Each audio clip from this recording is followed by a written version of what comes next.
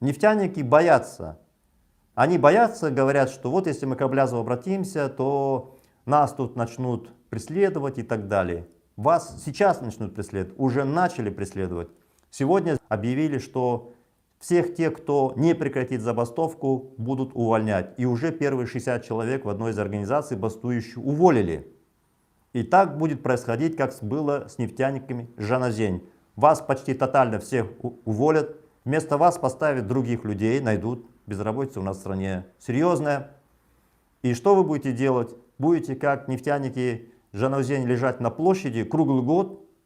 Я в то время, в 2011 году, нефтяникам передавал палатки на площадь, чтобы они ставили палатки. Передавал разные продовольствия, чай и так далее. У меня тогда была возможность.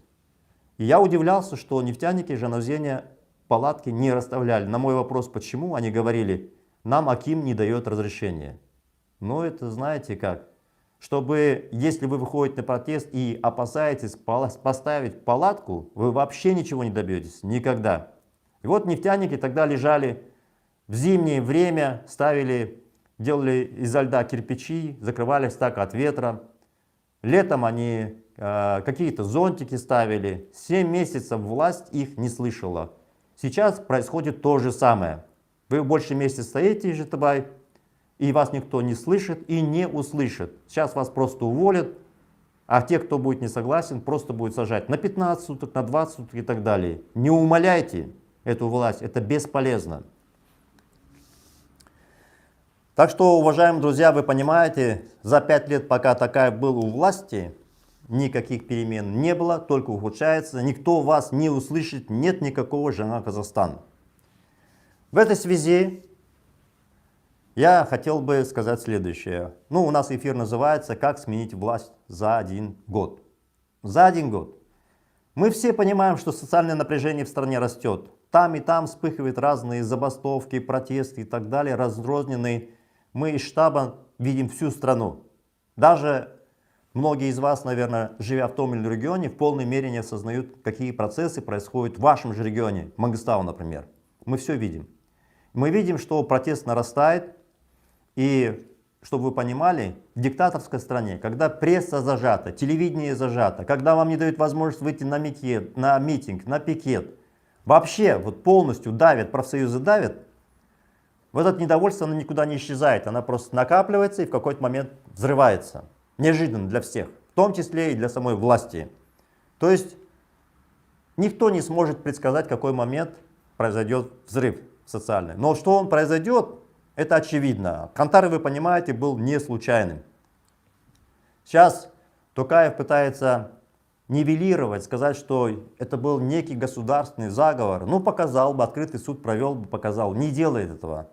Невозможно, чтобы в 95 регионах страны, а мы насчитали только официально 95 регионов страны, населенных пунктов, чтобы одновременно все вышли с одними требованиями. Шалкет, парламентская республика, если бы не было для этого причин. А причины были, люди недовольны этим режимом. Страшно недовольны. Все хотят, чтобы этот режим ушел. Но миллионы хотят, действовать боятся. Вот как нефтяники. Они все, что сделали, это важный, кстати, шаг.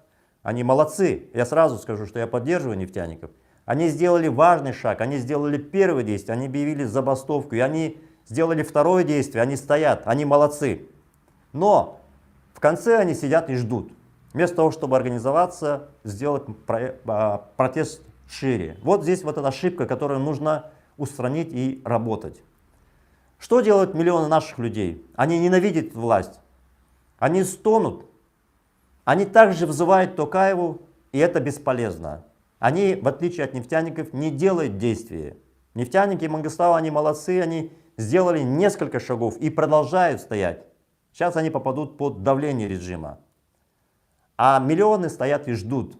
Мы все понимаем, что развал этого режима произойдет, но никто не знает, через год это произойдет, через 2 или через 3. Но то, что у него конец известно, это понятно, потому что этот режим ни с чем не справляется, и терпение людей не безгранично. Но, друзья, наша жизнь, она короткая. Этот режим больше 30 лет вас обманывал, и мы все хотим, чтобы изменения произошли быстро. Ну, я вот, например, скажу так. Если у вас будут лежать, у вас будет земля и там лежат какие-то строительные материалы, вы будете говорить, когда мой дом построится?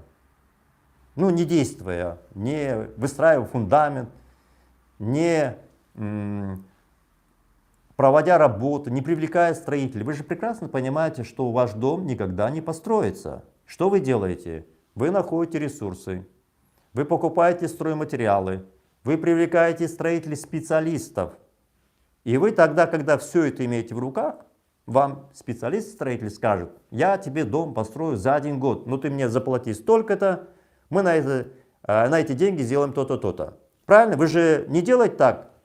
Не ходите вокруг и участка и говорите, о Аллах, мен хашан саласың деп. Вы же так не говорите. Вы действуете. Вот случай с властью, который вот сейчас происходит, а это сложнее сменить этот режим, чем дом построить.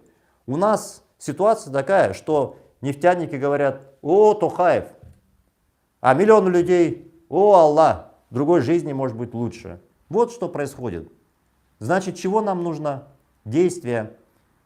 И нужны ресурсы. Ресурсы, а именно люди, которые, объединившись, просто сбросят этот режим. Те люди, как строители, как дом строят, приходят профессионалы, за эту работу получающие деньги.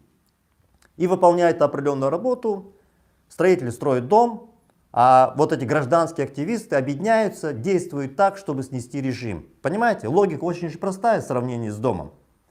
И тогда мы гарантированно получаем результат. Мы все хотим миллионы, чтобы этот режим пал. Итак, давайте поймем.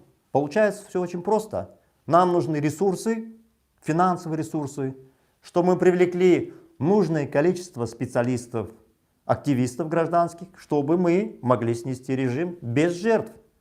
Понимаете, очень все просто оказывается. Я все эти дни писал посты и говорил так. Давайте допустим так, вы боитесь, вы не можете.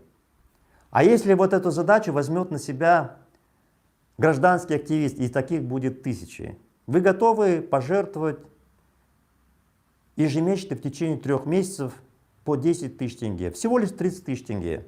Ну давайте я сейчас скажу логику. В нашей стране 20 миллионов человек. 30% это 6 миллионов дети до 18 лет включительно. Отнимаем 6 миллионов. Остается 14 миллионов. В стране, чтобы вы знали, у нас больше 20 миллионов населения. Остается 14 миллионов.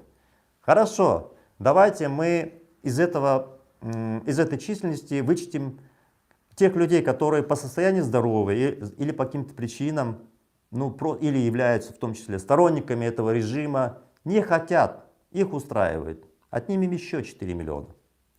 Остается 10 миллионов человек, которые живут не очень хорошо. 10 миллионов человек.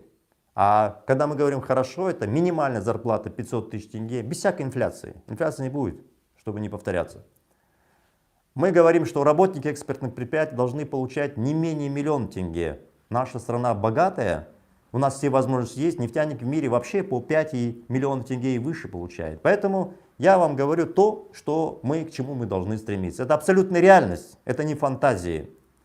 В Корее же наши люди летают, получают за ту же работу 1,5–2 миллиона тенге и больше. Летают в Великобританию, ту же самую зеленую капусту собирает, тоже получает 1,5–2 миллиона тенге. Что у нас в Казахстане капуста менее зеленая, чем в Великобритании, что ли? Нет, такая же капуста.